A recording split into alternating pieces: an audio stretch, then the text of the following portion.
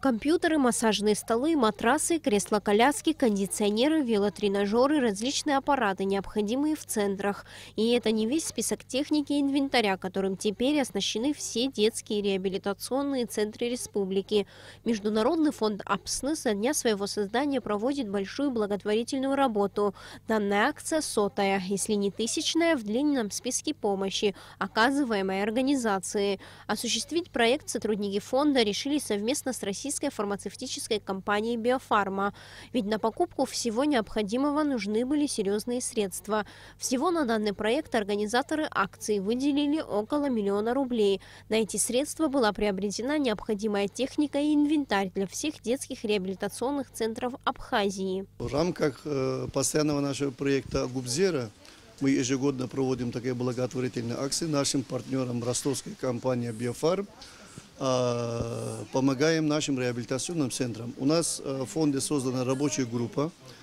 Там есть все представители наших реабилитационных центров Республики Абхазия. Мы им ежемесячно оказываем техническую и финансовую помощь. Но кроме этого, год один раз оказываем большой, как говорится, гуманитарную помощь. Всего в Абхазии 5 детских реабилитационных центров – в Сухуми, Гудауте, Чимчире, Тхуарчале и Гале. При этом Гудаутский реабилитационный центр Асаркял открыл свои двери для детей всего несколько месяцев назад. На сегодняшний день на учете в учреждении 32 ребенка. Директор центра Ирина Розио отмечает, что данная благотворительная акция их очень порадовала. Наличие новых инвалидных колясок значительно облегчит их работу. Социальная сфера, она такая заброшенная немного, да. И фонд АПСН, они вот так грандиозно все это устроили, и все это благотворительно и очень приятно. Причем наши дети очень нуждаются во всех этих приспособлениях. Инвалидные коляски, дети даже не могут выйти, там, скажем, подышать свежим воздухом.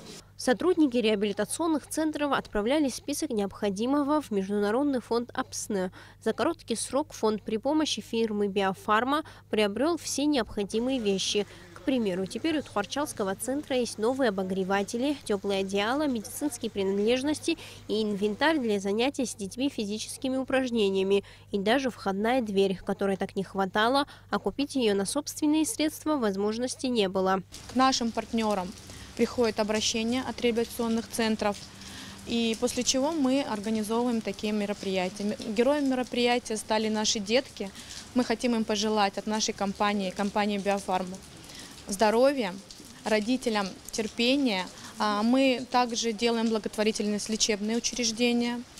Но сейчас мы стали больше уделять внимание это реабилитационным центрам.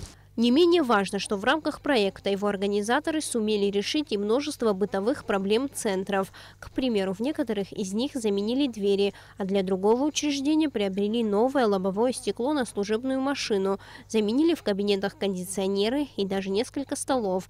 По словам представителей Международного фонда АПСН, подобные проекты будут продолжены. Зария Смыр, Томас Чиковани, Абхазское телевидение.